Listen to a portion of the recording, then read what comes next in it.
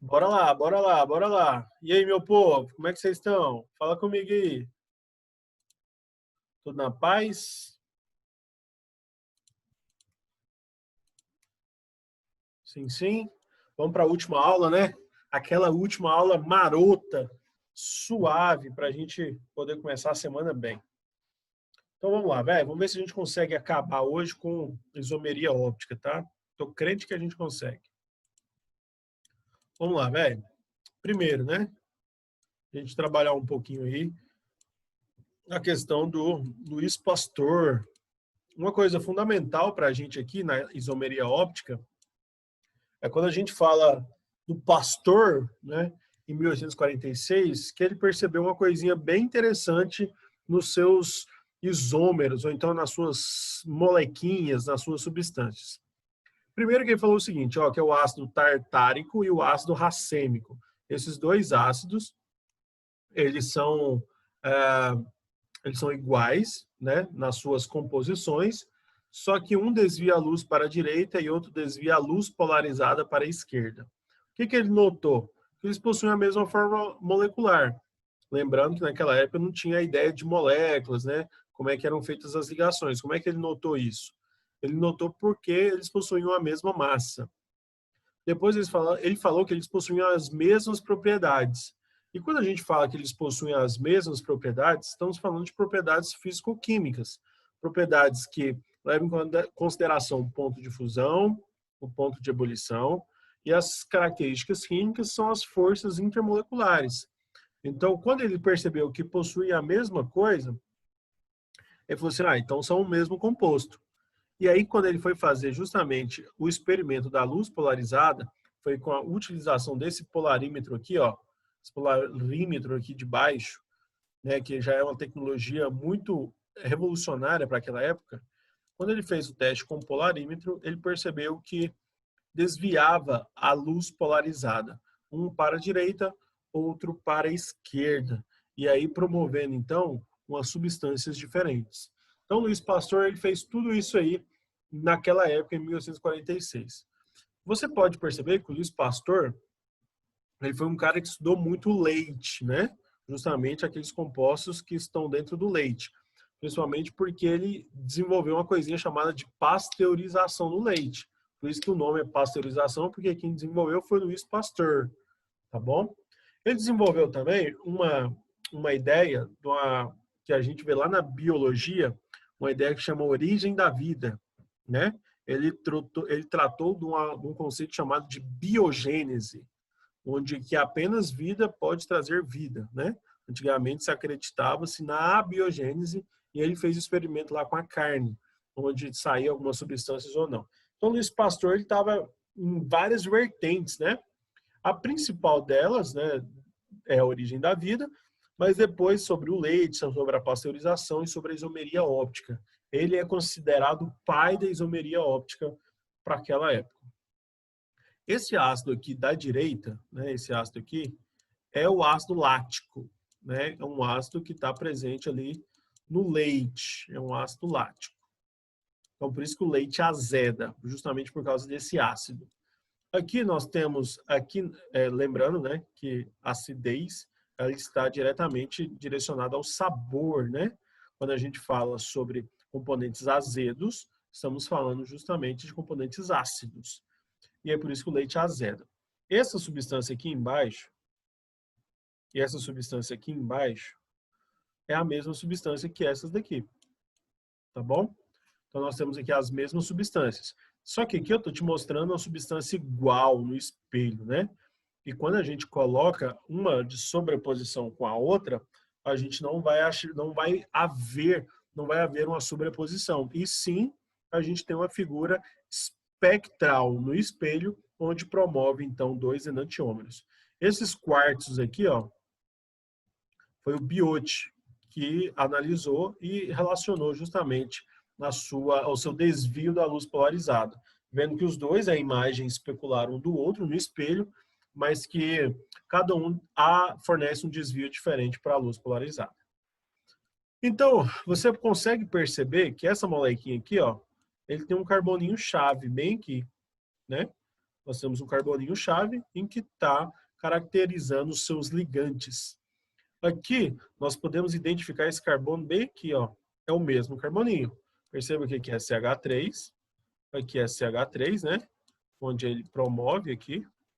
Aqui é o H, onde ele coloca aqui o OH ligado nesse carboninho. Um hidrogênio aqui para cima. Um hidrogêniozinho aqui para cima. E a carboxila aqui de forma resumida, que é justamente esse componente aqui, ó, carboxila. Então, a gente está olhando esse carboninho aqui do ácido lático, é o carboninho que está ligado à hidroxila. Esse carboninho, a gente vai chamar esse carboninho de quiral. É o carboninho quiral, é o carboninho assimétrico, aquele que promove o desvio da luz polarizada. Quando a gente olha justamente no polarímetro lá, né, a substância, a luz, ela bate exatamente em cada carboninho. Ela só vai desviar a luz se ela bater no carboninho quiral. E a gente precisa entender o que é esse negocinho de carbono quiral. Como que a gente vai identificar ele? E aí a gente vai ver que quiralidade significa assimetria. Se você conseguir olhar justamente nas suas mãos aí agora, você vai ver que existe apenas um dedo simétrico. O que é um dedo simétrico? Nós temos em toda a nossa mão, nós temos apenas um que é simétrico. Por quê? Porque se você sobrepor uma mão na outra, você vai apenas identificar o dedo certo como o dedo do meio. Porque o dedo do meio vai bater com o dedo do meio. Sendo que o indicador vai bater com o anelar, nos dois lados, né? O indicador batendo com o anelar, e o dedão batendo com o dedinho dos dois lados. O único que bate perfeitamente é o dedo do meio, que é o dedo simétrico.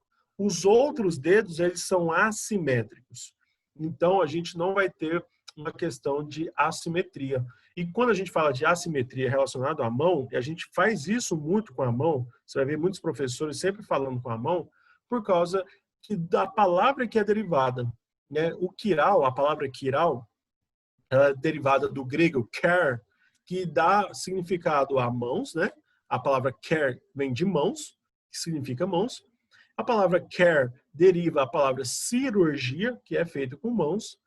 A palavra quiral deriva a palavra quiropraxia, que também é feito com as mãos. Então, tudo que a gente está relacionando aí com as mãos, essas palavrinhas aí, a gente tem uma ideia de quiral, que vem desse termo aí de assimetria, tá bom?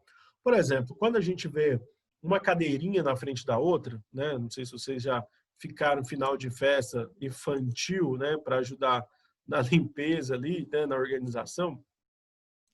Quando você fica lá no pula-pula e esquece que a festa está acabando, né? Você não vai embora antes, você vai ter que ajudar a recolher as cadeiras de plástico lá no final. O que vai acontecer? Você vai colocar uma cadeira em frente à outra, você vai ver que uma é a imagem da outra. Realmente, uma cena igualzinho à imagem da outra. Só que elas são totalmente simétricas.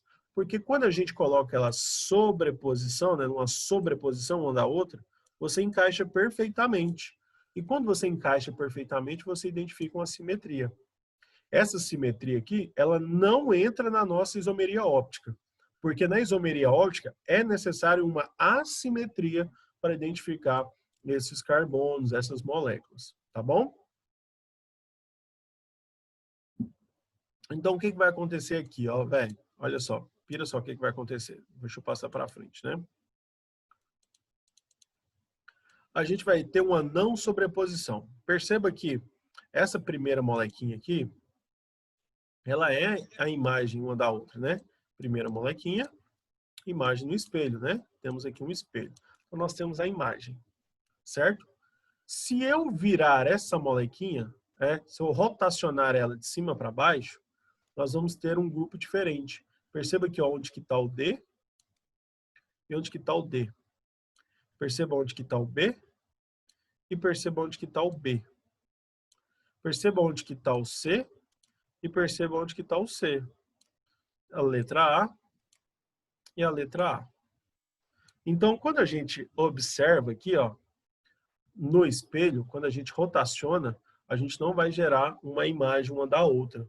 A gente vai gerar apenas uma não sobreposição. Quer dizer que eles são não sobreponíveis. Quer dizer que eu tenho 4 grupos num carboninho, né? Tenho 4 grupos num carboninho. E esses 4 grupos podem estar ligados em outro carbono também, né? Os mesmos 4 grupos. Então, eu vou ter as mesmas funções, eu vou ter os grupos ligados no mesmo carbono, tudo relacionado com as mesmas condições físicas e químicas, com as mesmas posições, só que eu posso estar numa ordem diferente. Enquanto aqui eu posso ser A, B, C, D, aqui eu posso ser A, C, B, D. E aí, quando eu troco um grupo de posição, a gente transforma essa molequinha em isômeros ópticos. E aí nós podemos ter a imagem um do outro, especular no espelho, mas eles não são sobreponíveis. Então, quando a gente trabalha de isomeria óptica, a gente trabalha com os mesmos grupos, com as mesmas substâncias, só que ela de forma organizada os seus grupos diferentes. E é por isso que a gente chama de isômeros ópticos. Tá aí tudo bem, galera? O que é o carbono quiral? Vai falando aí comigo, tá? No bate-papo. Se tiver difícil, você dá uma parada aí que a gente vai trocando uma ideia. O que são os isômeros ópticos? Esse carbono, o que é o carbono quiral, né? Ele é um carbono assimétrico. Então, a gente tem que ter um entendimento que a gente está provocando uma assimetria naquele carbono. Por que uma assimetria?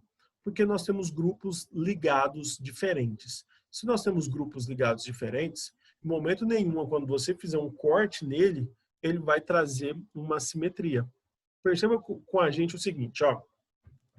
Você aí, né? Você que está vendo aqui, né? Você consegue ver as minhas orelhas, né? Tomara que sim. Acho que talvez ninguém nunca tenha reparado, né? Mas essa orelha daqui, que é do meu lado direito, ela é um pouquinho mais baixa do que a orelha do lado esquerdo. Talvez ninguém nunca tenha reparado, mas agora que eu falei, você vai conseguir reparar, né? É sempre assim, quando a gente fala, você consegue reparar. Se a gente traçar um plano aqui, ó, não vai haver nenhuma simetria. Vai ficar parecendo que existe uma simetria, mas uma orelha mais baixa que a outra. Então, vai ser uma assimetria. Quer dizer que meu rosto ele é assimétrico. As coisas não acontecem da melhor forma possível. Então, o que vai acontecer? Quando a gente tiver um carbono, se ele tiver dois ligantes iguais, e quando eu traçar um plano, ele vai exatamente dar para mim uma simetria.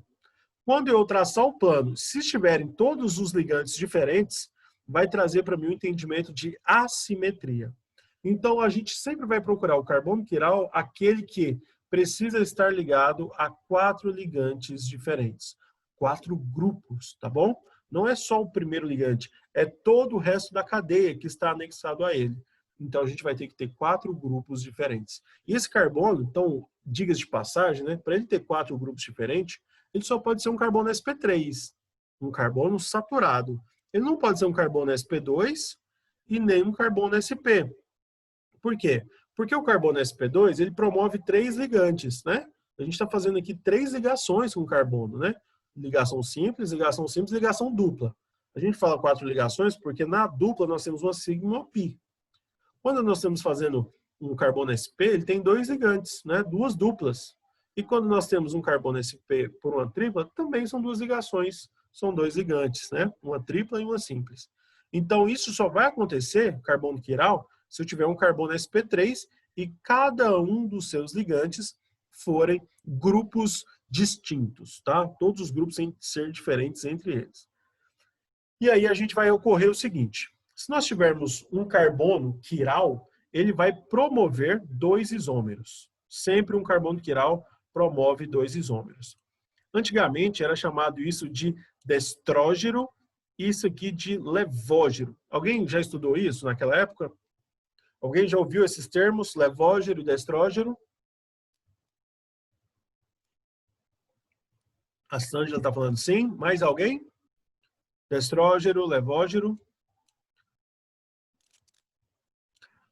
Galera, até na minha época de ensino médio, eu estudei, era levógeno e destrógeno. Levógeno desviava a luz polarizada para a esquerda, destrógeno desviava a luz polarizada para a direita, tá bom?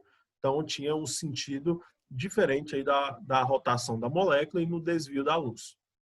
Hoje em dia, praticamente não se usa mais o termo levógeno e destrógeno. Eu falo praticamente porque você pode, às vezes, até encontrar em algum vestibular, né, essa nomenclatura, mas às vezes é mais como nomenclatura histórica. Aí o PAC, ela determinou que o Hectors, agora, ele vem para substituir do destrógeno. E aí a gente chama apenas de R, tá? O isômero R é o Hectors, é o que desvia a luz polarizada para a direita. E o S vai ser denominado pelos sinistros. O sinistro é aquele que desvia a luz polarizada para a esquerda. Então nós temos ali agora o Hectors e os sinistros. Hectors para a direita, sinistros para a esquerda. Beleza? Então vamos passar aqui para frente para a gente conseguir melhorar esse entendimento. Olha só. Identificação do carbono quiral. Você consegue ver e perceber o carbono quiral aqui no meio, porque ele tem 4 ligantes distintos, né? Nós temos aqui hidrogênio, hidrogênio aqui do outro lado. Nós temos aqui flúor, nós temos aqui flúor. Nós temos aqui cloro, nós temos aqui cloro. Nós temos bromo e aqui nós temos o bromo. Todos os 4 grupos que estão ligados ao carbono são distintos. Cloro é diferente de bromo, bromo é diferente de hidrogênio, hidrogênio é diferente de flúor. Todos eles são distintos entre si. Então, nós temos um carbono quiral. Quando nós temos um carbono quiral, nós marcamos ele com asterisco. O asterisco é só o símbolo para falar assim, ó, naquele ponto ali é um ponto de quiralidade, ou seja, que vai haver desvio da luz polarizada. E aí nós podemos ver isso aqui também. Para cada isômero óptico, quando a gente encontra um carbono quiral, se esse aqui for o R, esse aqui é o S. Ou se esse aqui for o S, esse aqui é o R. Para cada carbono quiral existe um R e existe um S. Então, cada carbono quiral deriva 2 isômeros ópticos, tá bom? Se na estrutura tiver apenas um carbono quiral. Então, ele dá a possibilidade de um R, dá a possibilidade de um S. Beleza. Agora é o seguinte, ó. Aqui, em molequinhas mais complexas, né? Onde a gente não tem só um átomo ligando a ele. Nós temos vários átomos ligando a ele. E aí eu quero que você perceba. Eu quero que você perceba exatamente isso que eu estou te mostrando. Ó. Esse aqui é um grupo, né? NH2. Esse aqui é um grupo hidrogênio. Esse aqui é um grupo carboxila. E esse aqui é um grupo com carbono, carbono e carboxila. Então esse carbono 2 aqui, ele é um carbono quiral. Estou marcando ele com asterisco. Beleza, então ele é um carbono quiral, mas como assim, professor? Aqui é carbono, ó. Aqui é carbono e aqui também é carbono. Isso vai influenciar? Isso aqui vai influenciar? O que você acha?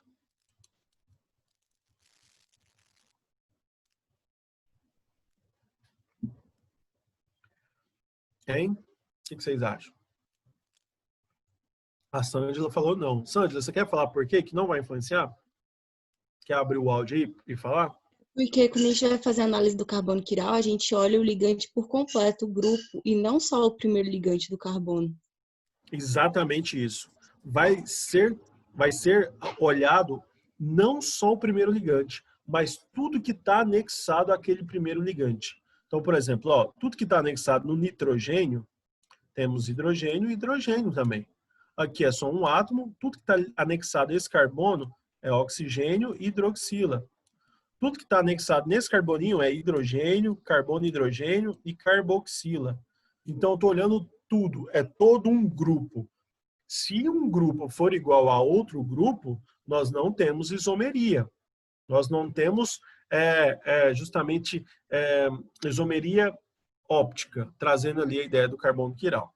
Vocês conseguem ver nessa estrutura da esquerda mais algum carbono quiral diferente desse carbono número 2? Você acha que o carbono 1, carbono 3, 4 ou 5 podem ser carbono quiral? Fala aí para mim.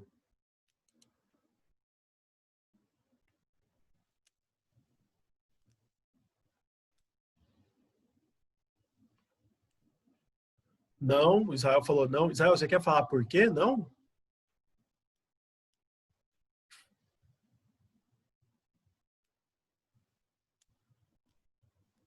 Israel?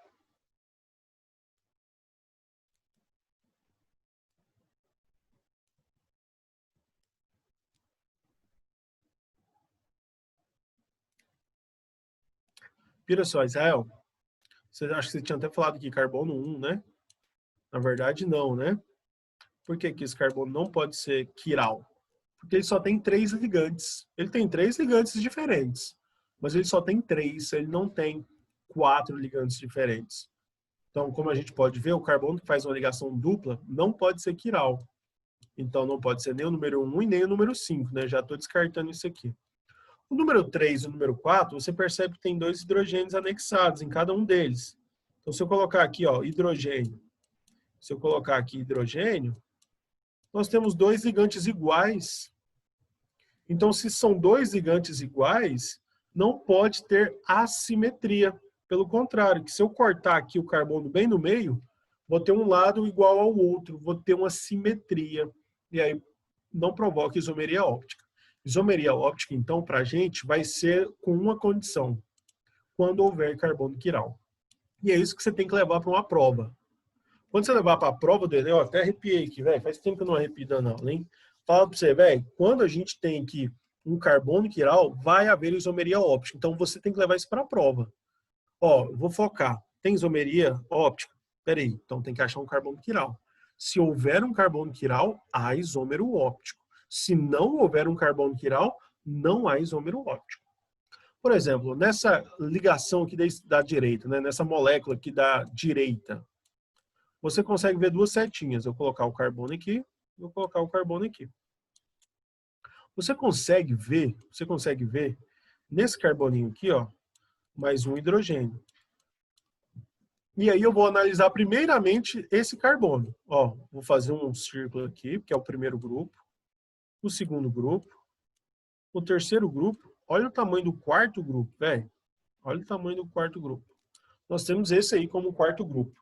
Esse carboninho aí, que está apontado com a setinha azul, ele é quiral ou não? O que você acha?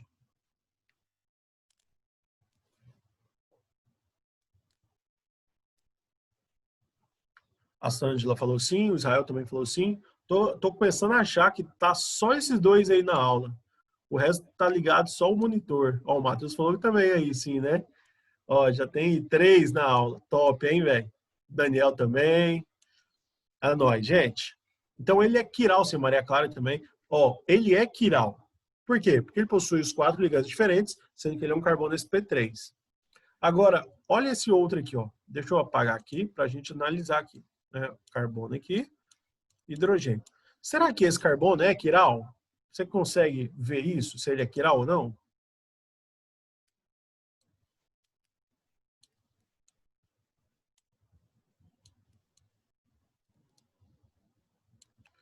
A Sanja falou que sim. Olha aí, o Matheus também. Galera, eu tô vendo aí também 4 grupos distintos. A Gabriela também falou, o Israel também falou. São 4 grupos distintos, então ele também é quiral. Será que ele tem só 2 carbonos quirais? Ou vocês conseguem ver mais carbonos quirais nessa estrutura?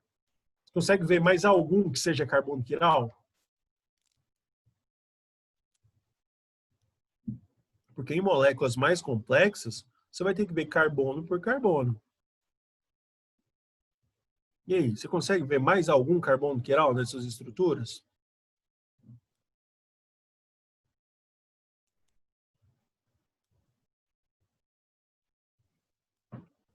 Será que não tem só esses 2? Vamos ver aqui, ó. Carbono. Esse aqui faz ligação dupla, então não pode ser. Aqui, ó, é um CH2, né?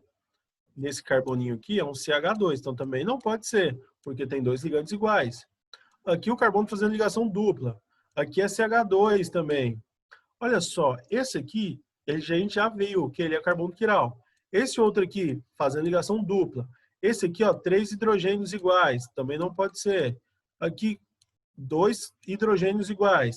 Aqui, todos os carbonos do anel aromático estão fazendo ligação dupla. Então, também não pode ser. Então, o que a gente vai analisar?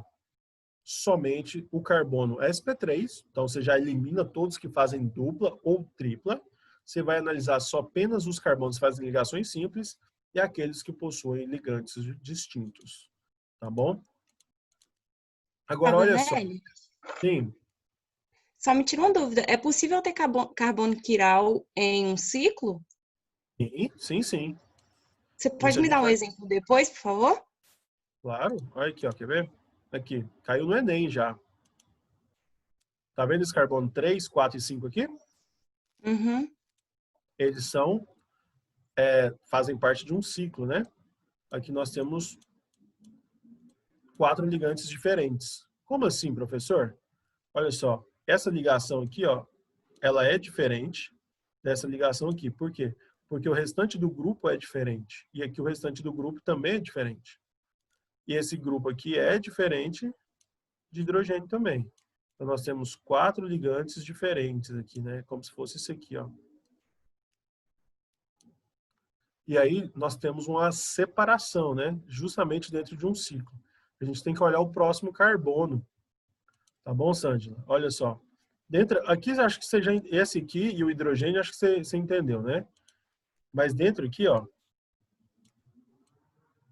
Olha só, o ligante aqui, juntamente com esse carbono, é diferente do ligante juntamente com esse carbono. Então, a gente olha por um todo. Agora eu entendi. E Obrigada. a gente promove uma quiralidade. E a gente consegue ver quiralidade no 3, no 4 e no 5. Ele até mostrou para a gente aqui onde que estavam os carbonos quirais. Aqui tem uma dificuldade, né, maior nessa cadeia. Então, ele mostrou para a gente nessa questão do Enem. Aí, depois tem até um peguinha nela aqui, né, que eu vou abordar com vocês mais tarde, tá? Vamos voltar aqui. Primeira coisa, que também está perguntando aquela questão, viu, Sandy? Aquela questão você resolve com essa formulazinha aí, ó. O número de isômeros ópticos. Tem quantos carbonos quirais nessa molécula aqui da glicose? Você consegue observar? Eu quero saber quantos carbonos quirais.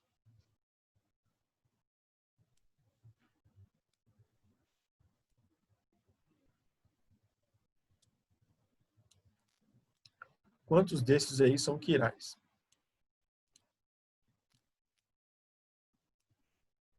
Estou esperando alguém me responder, tá? Sângela falou 4, o Rafael também falou 4. Isso aí, gente. 4 carbonos quirais. O Aguimar também falou 4. O Matheus. Isso aí, meu povo. 4 carbonos quirais. Então perceba comigo o seguinte, ó. Eu vou fazer um por um para vocês não terem nenhuma dúvida, tá? Esse aqui não é carbono quiral, né? Mas esse aqui é. Como é que eu vou perceber que ele é quiral? Temos aqui um hidrogêniozinho. E aí eu vou fazer um círculo, né? Para mostrar cada grupo, para eu conseguir perceber cada grupo diferente. Aqui nós temos esses 3 grupos pequenos, mas nós temos um grupo grandão aqui, né? Então nós temos 4 ligantes distintos nesse carboninho. Então eu sei que ele é quiral. Beleza. Carbono quiral. Vamos para o próximo. Carboninho aqui no meio. Ó, um grupo, um outro grupo, terceiro grupo e tem um hidrogêniozinho aqui ainda. Então, o quarto grupo.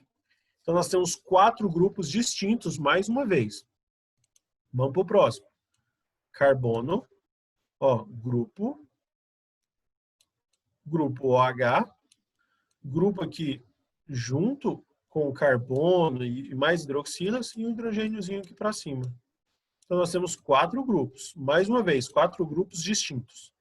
Então, vamos limpar aqui de novo e fazer o último. Esse último aqui é até muito fácil da galera confundir. Por quê? Porque nós temos um hidrogêniozinho aqui, e aí esse grupo hidroxila, ó, muita gente que não vê esse carboninho aqui, né? Que também está junto nesse grupo. Então, são 4 grupos distintos.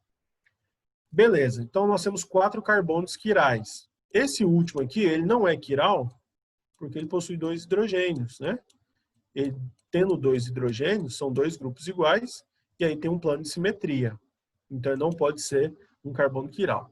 Então, nós temos 4 carbonos quirais que eu vou circular eles aqui para a gente. Tá bom?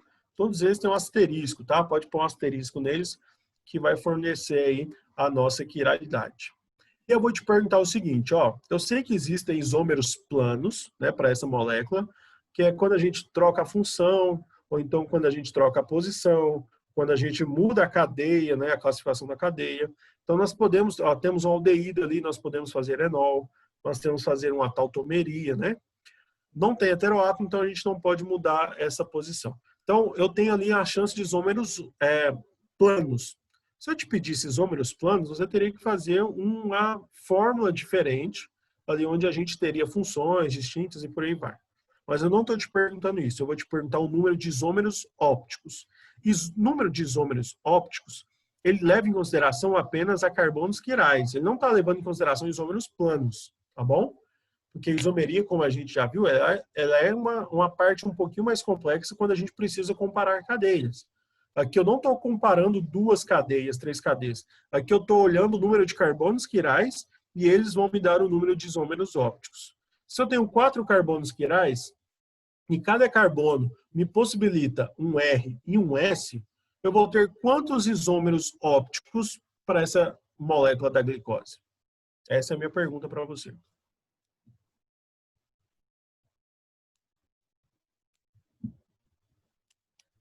E aí?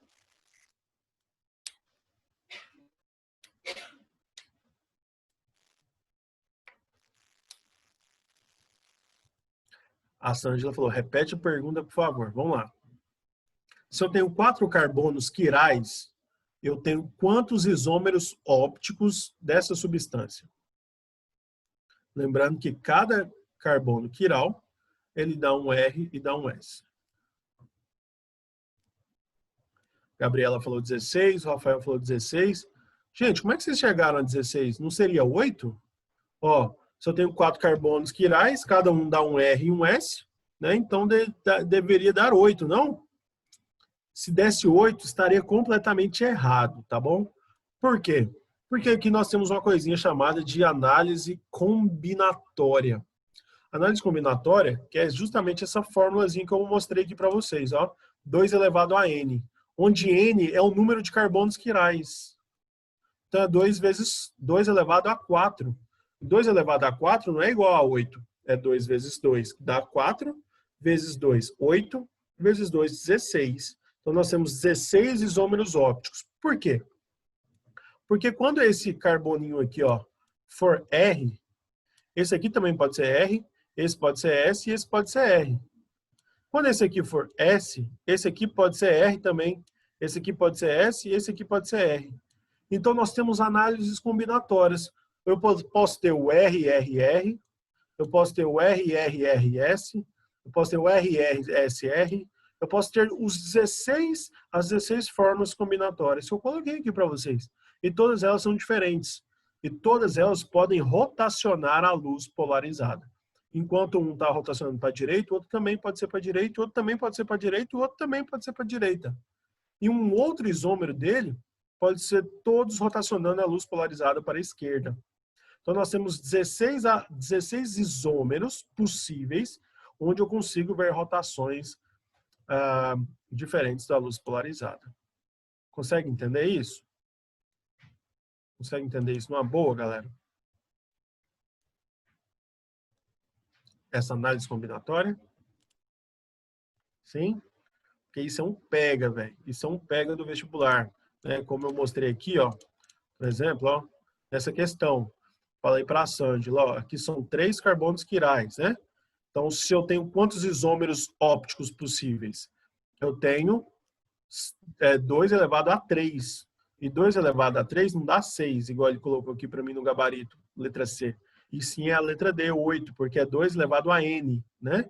É 2 vezes 2, 4 vezes 2, 8, que é justamente a quantidade de isômeros ópticos para essa substância. Tá bom? Então fica ligado nisso aí para você não se perder. Quando a gente teve ali os enantiômeros, né? Nós temos uma ideia também de racemato, uma ideia de mistura racêmica. Eu enfatizei a palavra mistura aí, justamente porque mistura é uma substância, né, são substâncias que elas não promovem reações químicas. Quando eu falo para você que é uma mistura heterogênea, uma mistura homogênea, não está acontecendo ali dentro uma reação química. Eu posso fazer com que compostos se misturem e aí aconteçam reações químicas. Mas quando eu termino e falo assim, ó, é uma mistura racêmica, não existe uma reação química. Essa reação química ela não é esperada. Por quê? Porque eu tenho um composto que é o R e eu tenho um composto que é o S. Né?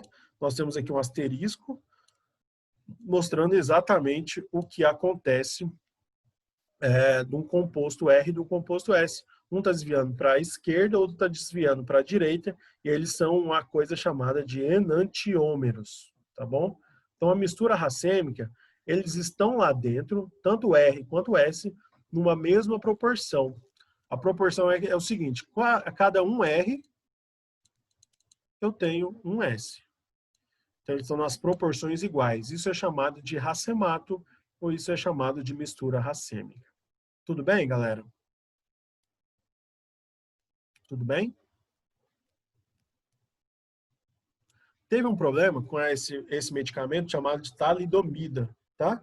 Na década de 80, as grávidas, né, usavam esse enantiômero, talidomida.